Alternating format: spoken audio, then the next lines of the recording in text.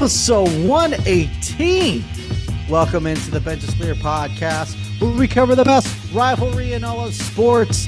I am Jesse Gutierrez, and I represent the side of the San Francisco Giants, who were under 500 last week, over 500 last week. It's been a long time, went 5-2. Yeah.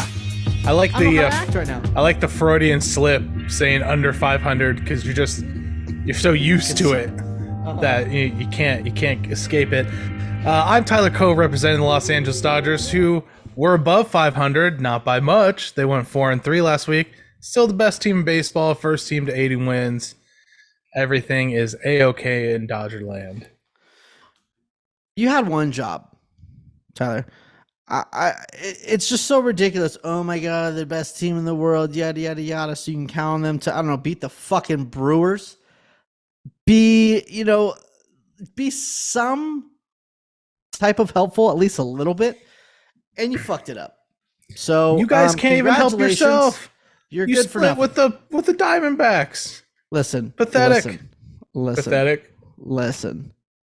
We'll get into that in a second, but we had a good week. All right. I said we can't go we can't get more than 2 losses last week, and we did 2 losses. So if anything, they're just like, okay, we're allowed 2. Jesse says we're allowed 2. Let's do it again. So I might need to step it up this next time. But we'll get into that. You know what? Fuck it. Let's get into it now. Giants went 5-2 last week, like I said before. Let's go into the first series. They swept the Pirates. In game 1, they won 5-3 because Rodon is the shit. Won a solid 6 innings, striking out 7. Yeah, it's had a big game with an RBI double and a bomb. No big deal. Pirates. Who cares, right? Game 2, same shit. 1-2-0. Webb throws a fucking gem because he's the man. Going 8, striking out 9. Beatty returned to Oracle Park. It was nice to see him. Good to see he's doing pretty well with the Pirates over there. But Wade hits a bomb. Jock gets an RBI knock there. Knocks Beatty out in the third inning. So that's pretty nice. Duvall gets another save, second of the series, just back to back, because Duvall's the fucking man. More about that later. But in game 3, this is where it gets shaky, right? Because the office comes alive. You know, everyone gets an RBI knock. Flores, Brandon Crawford, Tommy La Stella. You know, Wade hits a second home run in 2 games because he's the shit. Okay, but and Wood had I don't want to like overlook Alex Wood. Alex Wood had a quality start, striking out 9. But the bullpen implodes. It's just like we've been saying ever since the trade deadline. If they're going to try to go for it, they're going to need to add to this bullpen, and they didn't do shit. So the bullpen implodes, and you're thinking, oh, shit, you know, we won the series, whatever. It's still a bummer. You know, we're early in the week. We could sweep the Diamondbacks, but no need, because Tyro, who is in fact my Gyro, hits a walk-off home run, completes the sweep. And the mojo is just fueling. It's alive and well, especially going into – it's weird because we just dominated the Diamondbacks so much last year. To struggle so much against the Diamondbacks this year is just so fucking weird. And I just was never really worried. Even when we were bad, in 2019 and 2000, like they played the Diamondbacks very well. I was never really scared of them. I was more scared of the Rockies, even though the Diamondbacks were better. But the mojo was still going. And in game 1, Giants knock around Mad Bum, but he'll always get love when he pitches in Oracle because the North remembers. Oh okay. God, so lame. House of the Dragon. Really excited. Yeah. Tyro, Slater, Bart, RBI knocks, but Longo has the story because he had the big 2-run blast. Cobb goes 6 innings, return around his season. Got his ERA under 4, which seems, like whatever, but just about 2 months ago, it was almost 6. So really good string of starts and is turning his season around. And then in game 2, Junis goes 7 with 7 Ks, allowing 1, but maybe 2. I don't know if you were looking at our boy McCovey Cove Dave, but he was saying McCarthy's home run was fair by like 10 feet. Did you see that video, Tyler, of him saying, I don't know what happened. I don't know what, because McCarthy hit a home run and they called it foul.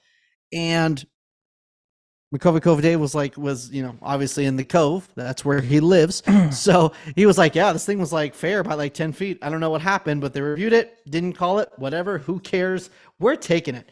Especially because Merrill Kelly, I don't understand what he has against the Giants, but he just fucking dick slaps the Giants every single time he pitches. But the city connects, deliver. Don't doubt the Giants when they're in the city connects. Brandon Crawford with a huge walk-off win against Ian Kennedy, the second walk-off home run in 3 games. And then you see when, Brandon Crawford driving the base, you Torey Lovello just freaking crying like a baby back bitch because he didn't get a call that was like 6 inches off the plate that would have ended the game. And I posted the scorecard. I never like to be that guy. I'm not that guy who, if the team loses, oh, look at these missed calls, that's why we lost. No, I'm not that dude. But I did post it because I wanted to show that they were getting favored calls all fucking game.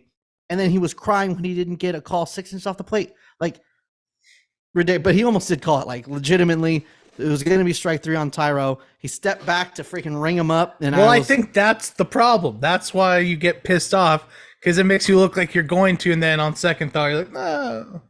Okay, but if it's like that Little League World Series call. Like, you have one umpire saying fair, but the one who's right there saying foul. That's different because you play it different. Because if someone says foul, you stop playing the game. Shut up. No matter what, it's a strike. It's a strike. Shut up. Shut the fuck up. Your mouth. Shut your fucking mouth. Yeah, but and going into this game 3, right? Because you win the first 2, and then you feel like, damn, we got Webb and Rodon going these next 2 games. Very possible chance at a 4-game sweeper. If not, got to get one of them. That's 3 out of 4. Only 1 loss for the week. And that's how the Giants, think about it. They're like, okay, this is the bench's cleared week. We're going based on their weeks. And I'm sure that's what mindset. Nah, that's in game 3. You can't stop JD Davis. Let's just stop. I don't know what happened. What kind of, Mike's secret sauce JD Davis has. I know you're going to make a steroids joke. Whatever. I don't care.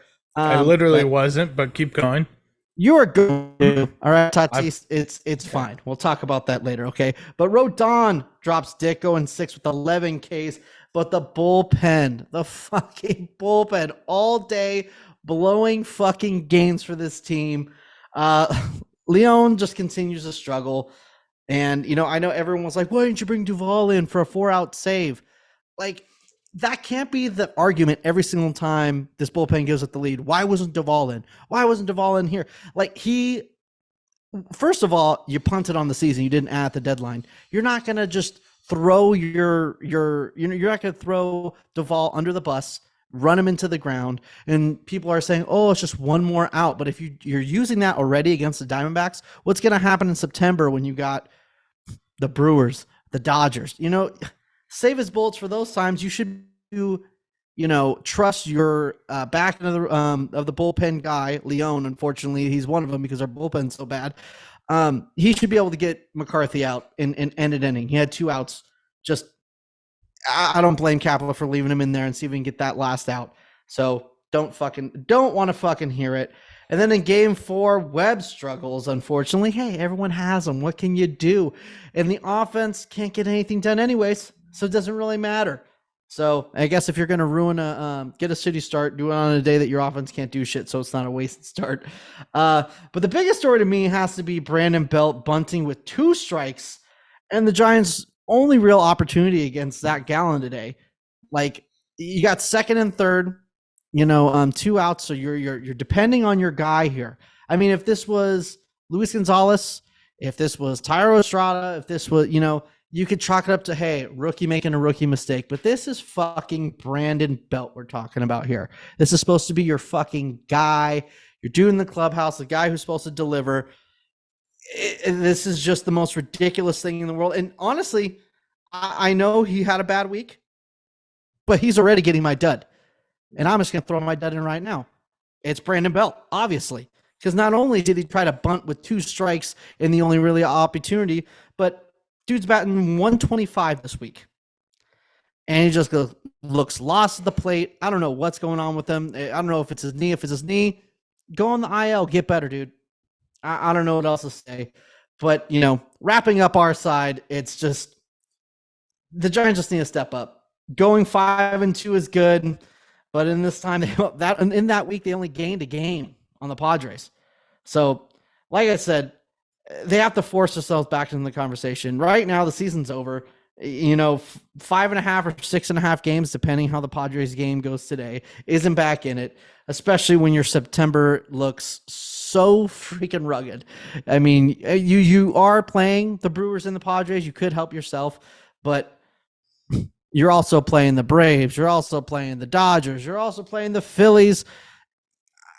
It's going to be hard to gain ground when you're playing teams like that. I mean, the Padres September isn't very easy. They do have like the Dodgers and they have a lot of teams that are in it that they're playing, but the Brewers have a pretty easy September. So yeah, if they're going to want to get back into it, they definitely have to do it this next week, which we'll get into. But going back to, just finishing, because I already did that. I got to do my stuff. You already went out of order. So I'm fuck it up even more. Who cares?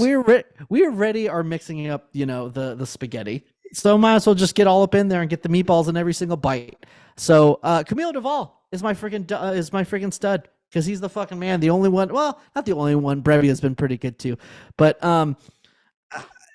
it's hard not to get excited about this guy. He was a dominant closer when he was a 2-pitch guy, but him adding in that 2-seamer, he just looks unhittable. He's in the last 2 weeks. He's been 6 for 6 in all the save opportunities, strike out an inning.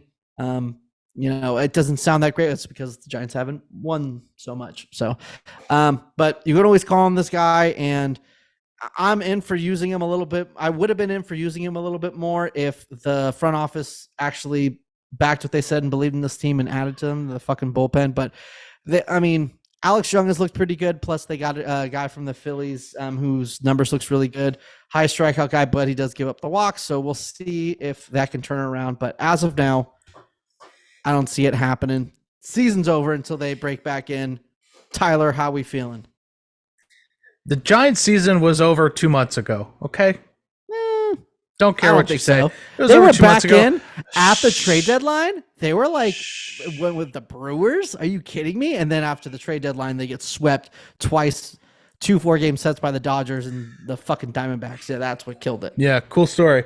Let's give the people what they came here for. We're talking Dodgers baseball. My shirt off, Tyler. We're talking Dodgers baseball. Dodgers win the series against the Royals. It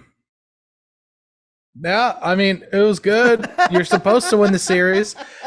Sunday's game looked pretty shitty. Friday, they win 8-3. Gonsolin almost goes 7, goes 6 2/3. Looks good.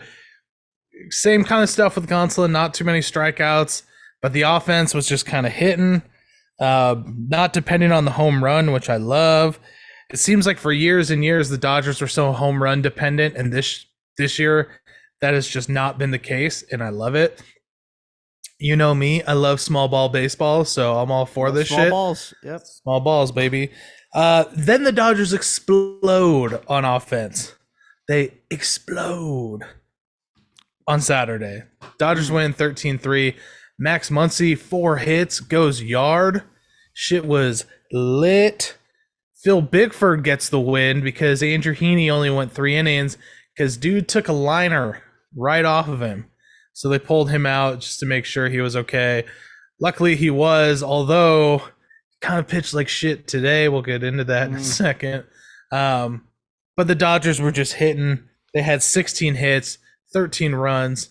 It was great. You think, wow, this team's really on a roll. And what do? They do what they always do. They shit the bed the next day. They don't score any runs. They get 3 hits. Tyler Anderson, he didn't look horrible. They just, hit him up a little bit. And when you get 0 runs in support, you can't win. It's a statistical fact. It's definitely harder, for sure. It's certainly harder. Not going to have a good time. If you French fry when you pizza, you're going to have a bad time.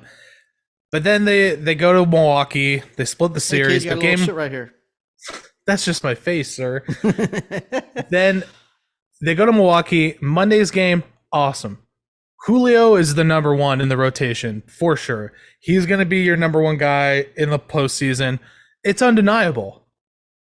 Who the fuck else would you put as number one?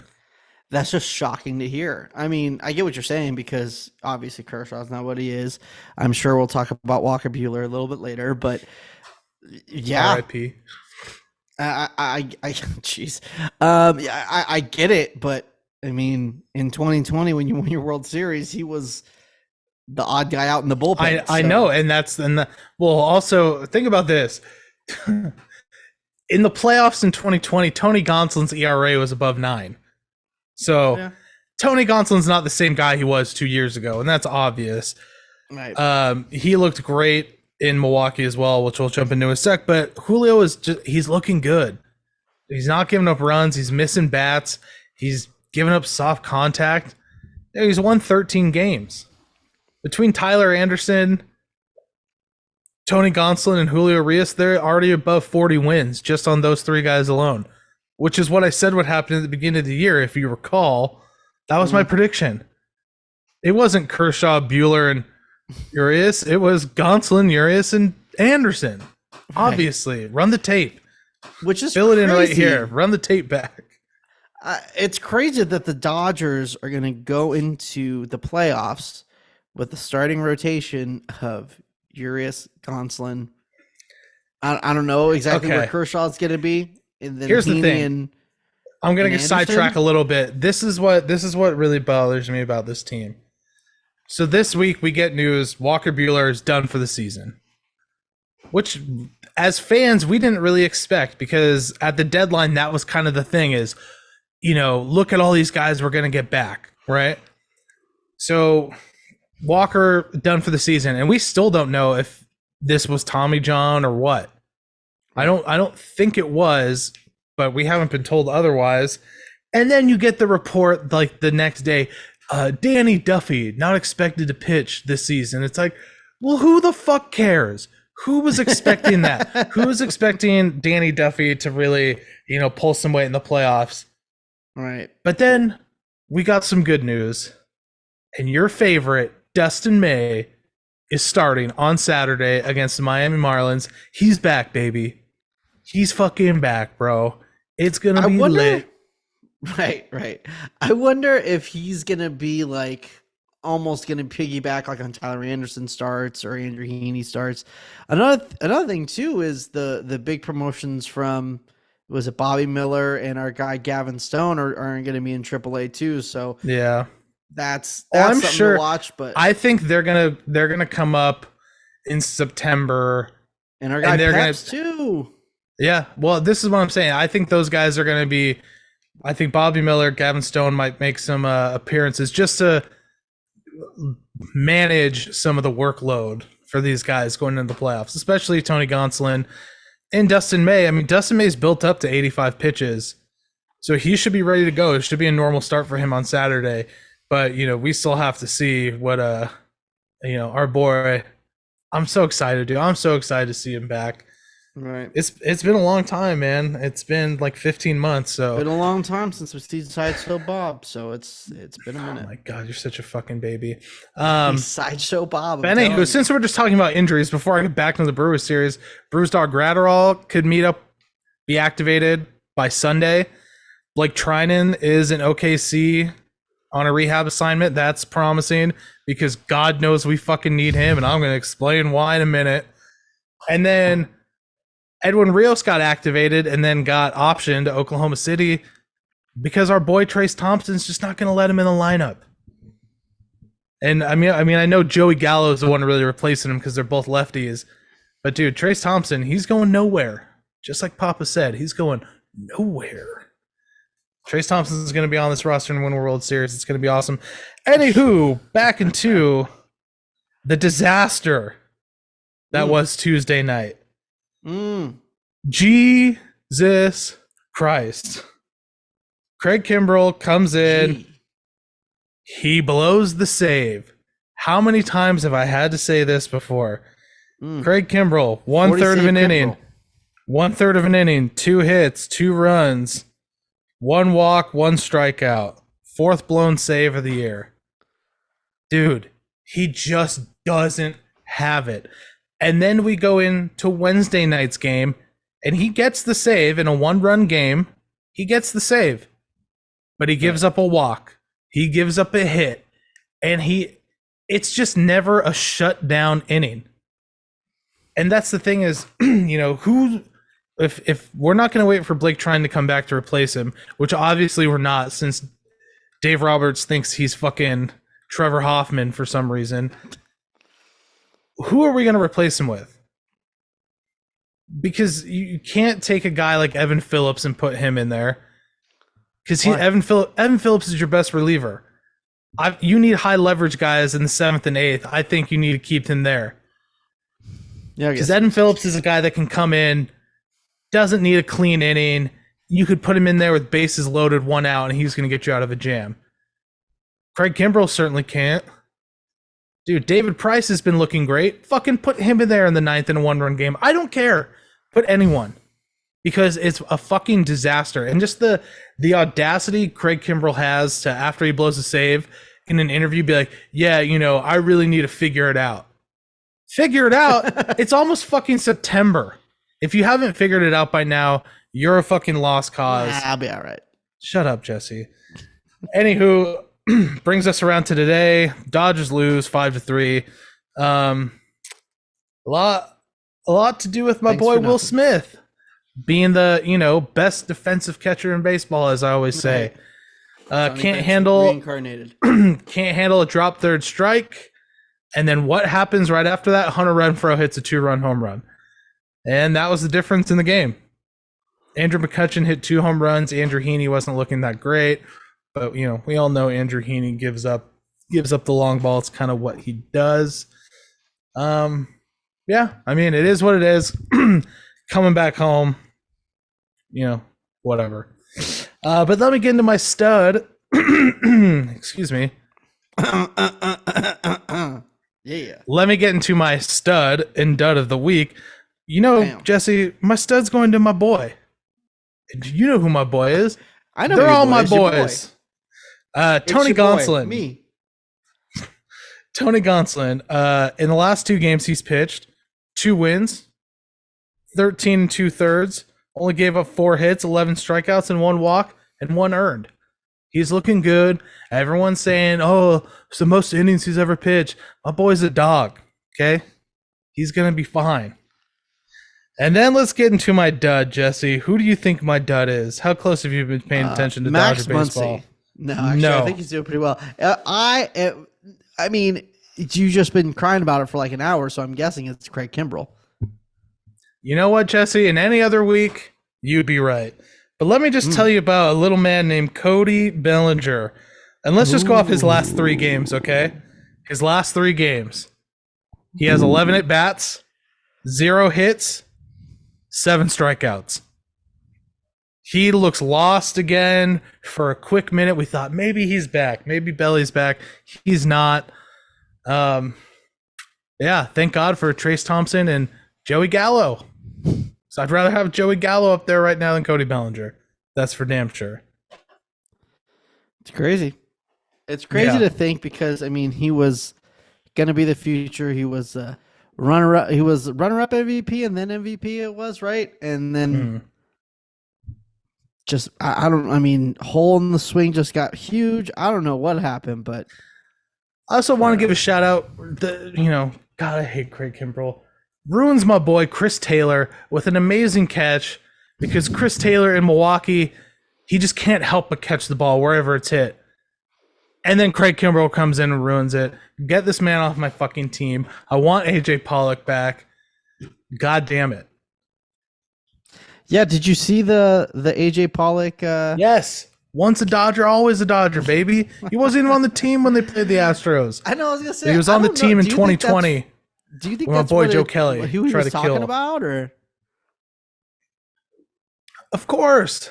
The fuck else would he be talking about? I don't know. That seems like, I don't know. Why would he be mouthing like "you fucking bitch" to himself in the outfield? I don't know. Maybe someone yelling at him in the stands or something. I mean, it lined up perfect, and I would, if I were you, I would take it for that. But I don't know. Seems a little too funny to me. I'll tell you what's a little too funny to me. Ooh. My boy, not my boy, Fernando Tatis, apparently gaining 10 pounds of muscle from getting a haircut or getting ringworm. We don't know which one it is because every day a new story comes out. And dude, we were just talking last week because we recorded our episode like 12 hours before the news broke that he was getting suspended about like, oh, Tatis is going to come back and blah, blah, blah. And then bam, dude, how embarrassing. First of all, the medicine they were talking about, clostebol, is an anabolic steroid.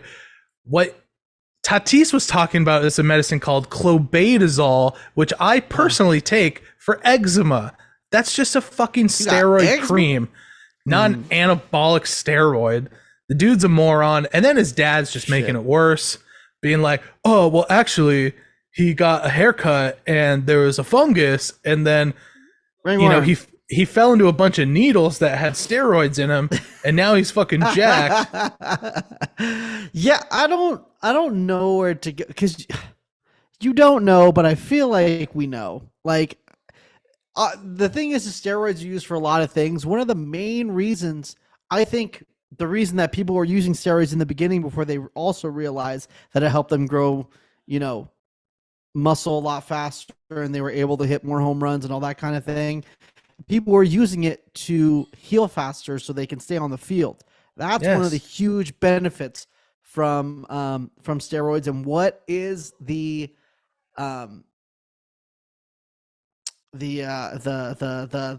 stigma going on with Tatis right now is that it came out that some AJ Brothers said that he was like a slow healer or something like that. So I don't know if he just tried to Wolverine X-Men that shit up and just hopefully it just makes him heal quicker. I don't know. People are legitimately questioning, because here's the thing.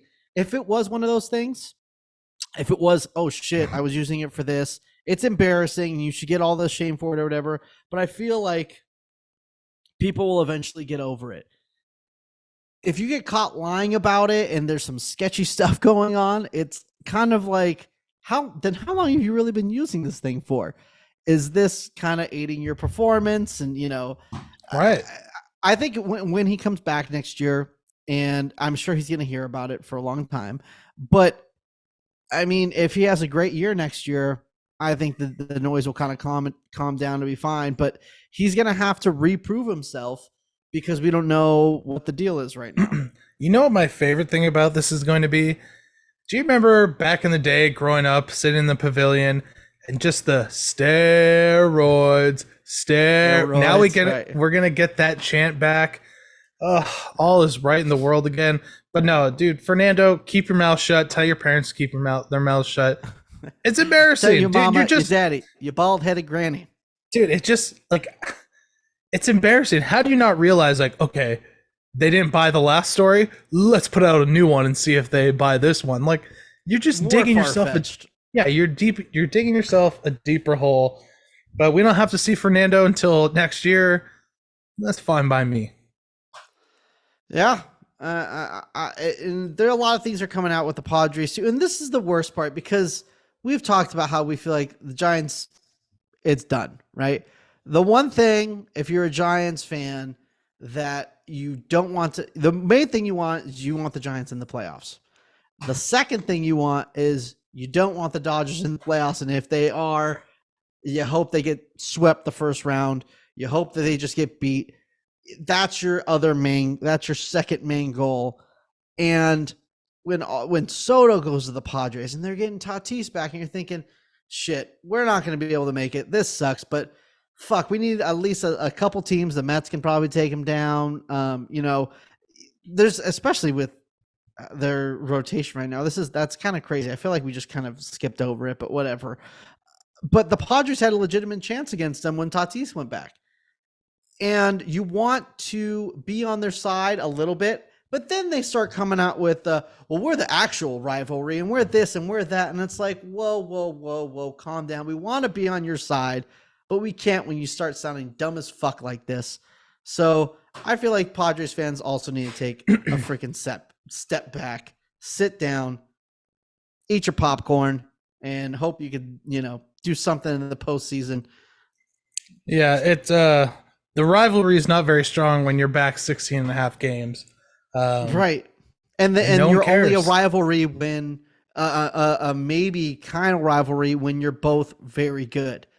The thing is, when the Giants are terrible and the Dodgers are great, they're still a rivalry. Vice versa. While they're both good, while they're both bad, it doesn't fucking matter. Things aren't changing. People said this about the Diamondbacks in, what was it, 2018, 2017, that era. It was, oh man, Diamondbacks, they're the rival right now because they're all good. No one fucking cares. No one cares about Diamondbacks. No one cares. Here about today, Padres. gone tomorrow. They're bitches. Yeah. Fuck them.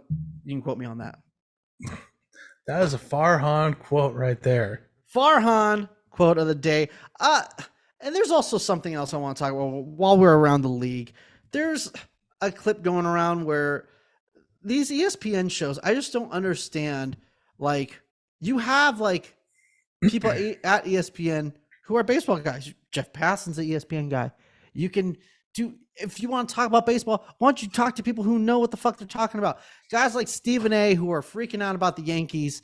They're going through a little bit of a skid, 5-game losing streak, and oh my gosh, this is the worst thing. Now the Mets are way better than them, and oh my god, and then he goes after Aaron Judge because he was 1 for 15 in one series. You're gonna go after the one guy who is on pace to pass, the old Yankee records. Like, it's just so infuriating just to finally. Like you're watching one of those shows or one of those shows that kind of come up and they finally talk about baseball, and just to hear how wrong and stupid they sound, it's like, just don't fucking talk about it. I'd rather you just shut the fuck up. Well, that's why I don't watch ESPN. I'll watch ESPN sometimes, I guess, maybe during football season. I don't do it, but I kind of do. Well, I'm saying for baseball, I'm never I know. I'm not watching ESPN for baseball. What I'm saying is like the clips will come up. Right. And if you're a fan of other sports and you're watching ESPN, like, I feel like it would just kind of, I don't know, devalue everything else they're saying when they're talking about, a sport, and they just sound like they're obviously just write cliff notes. Someone's, some intern's notes about how, Aaron Judge is 1 for 15. He's the problem. Let's fucking go. Yeah. You know what I mean? Like, it's insane. How can we blame the American League MVP? Yeah, he's not good. He's bad. Yeah. Well, I mean, I wouldn't say he's who are you, American League MVP? Are you Judge or are you a Shohei guy? Judge, baby.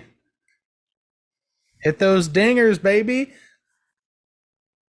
Yeah, but Shohei. Are you kidding me? Are you being serious? So we're just supposed to give it to him every fucking year until he's done playing? If he's elite in both things, yes. Oh, let me ask you something. So when his team finishes like 60 games out of first place, who cares? This is a singular award. It's Shohei. So you're telling me? I'm saying it matters a little bit. That would change. It matters a little bit. It doesn't matter at all. Okay. It matters zero, less than zero. Okay. You're going to tell me that's the thing about baseball. Like, if you want to have this conversation about basketball, I get it. One person can take over the game. Makes sense. With baseball, I mean, it's Shohei's fault that the rotation in Anaheim is shitty. It's his fault. If he's the best pitcher on the team, then it shouldn't be that big. Then it shouldn't be that big of a problem. He should win 20 games every year the way you're talking about him. No, because he will do something historic. Like, I just read something, was it 2 days ago, where he had 4 hits, hit a home run and 2 doubles. So if Judge hits 65, hold on, if he hits 65 home runs this year, he shouldn't be the MVP? Nope. Okay, you're an idiot. Not even close. Conversation really ends there. So you're telling me that if you put Aaron Judge on the Angels, he's going to do something that hasn't happened in however many years. Without and then years? Please no, tell me. Listen, fucko. Factor in the steroids. Okay. Your baby boy, fucking Barry Bonds with the asterisk doesn't count. Counts. 98 doesn't count. We're going back to Roger Maris, baby. Aaron Judge breaking that record, the real record. I said that's where you're going with this? I said what I said. I said what I said. Okay, Stephen A. Part 2. Holy shit, Stephen A. Fuck you. But here's the thing. Here's the thing that gets me when it comes to this whole Shohei to Aaron Judge thing. Shohei would have, if he was split into two people, he would have a roster spot and be an all-star in both aspects of his game. So, for instance, if you take Aaron Judge, would he be on the roster if he played no defense? Would he be, all-star DH? Yeah, of course. Really great. Would he be, if he was nothing with his offense, if it was just his glove, would he have a roster spot on most teams? The answer is 100%. No. 100%. There's plenty. 100%. There's plenty of defense first players that are in AAA right now, looking for someone to get hurt, and then they'll come up and try to help a team.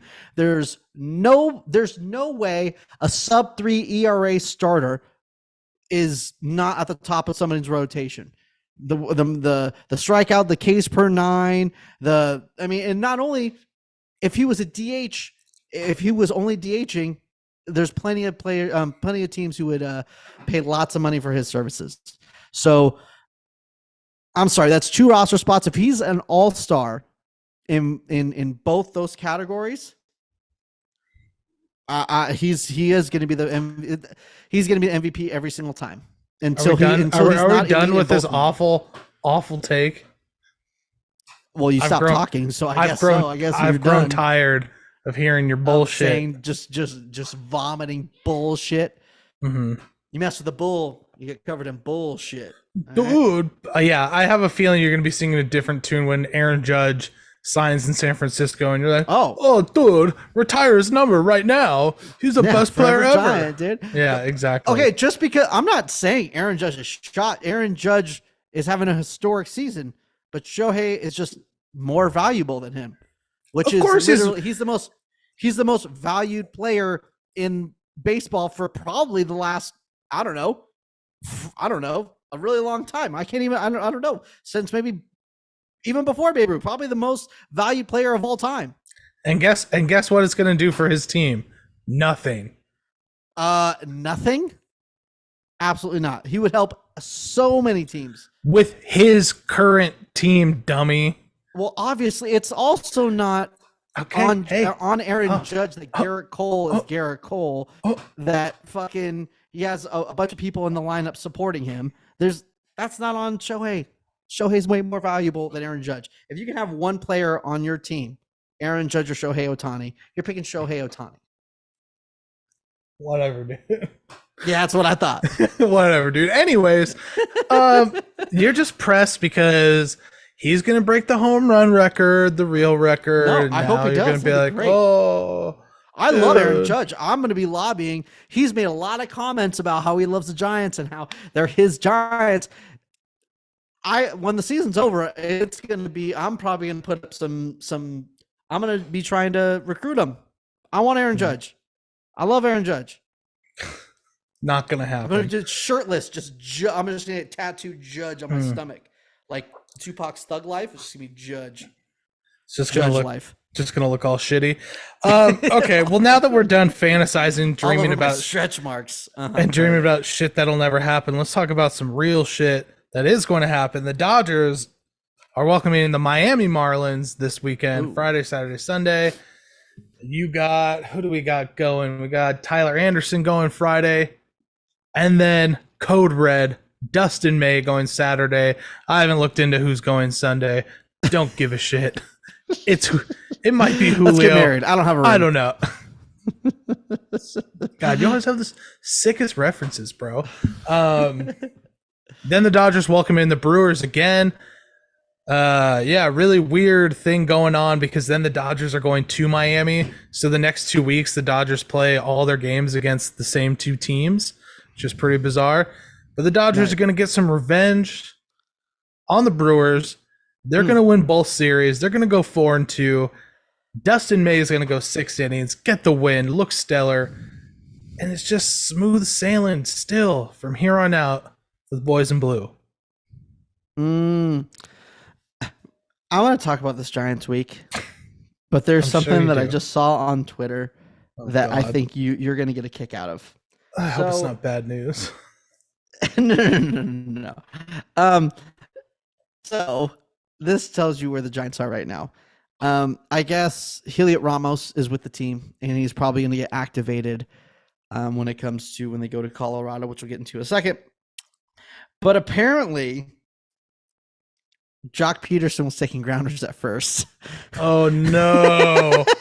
Oh, you should have never traded Darren Ruff. Uh-oh.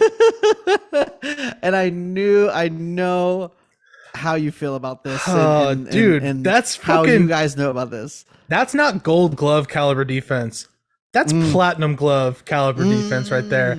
And real quick, just before you go into your Giants thing, I just want to give a shout out to Dodgers boy, David Vassay, who fractured his hand and broke 6 ribs, which is the funniest shit because that wall that he crashed into coming down the slide looks so padded. I just don't understand. Hold on. This is the same guy that was, oh my gosh, Freddie Freeman's kind of a pussy for crying in Atlanta and then gets hurt, breaks ribs going down a fucking slide. But he didn't handle it like a pussy, bro. All I'm saying is just the fact. Yes, he did. The fact that the video is just him like going down and he's so excited, and then they just like crap, and then he hits the wall. I mean, dude, it was pure gold. Get better soon, buddy.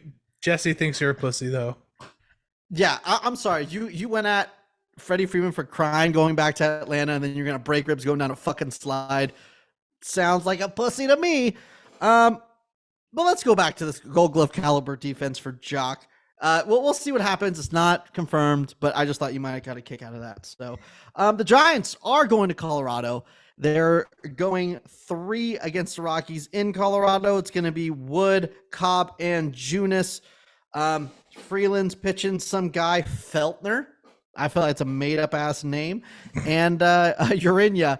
I almost said urethra, which is kind of funny. But yeah, I mean, that's kind of funny. He was like a super prospect with the Marlins for a while and then just never really panned out. But he sure didn't.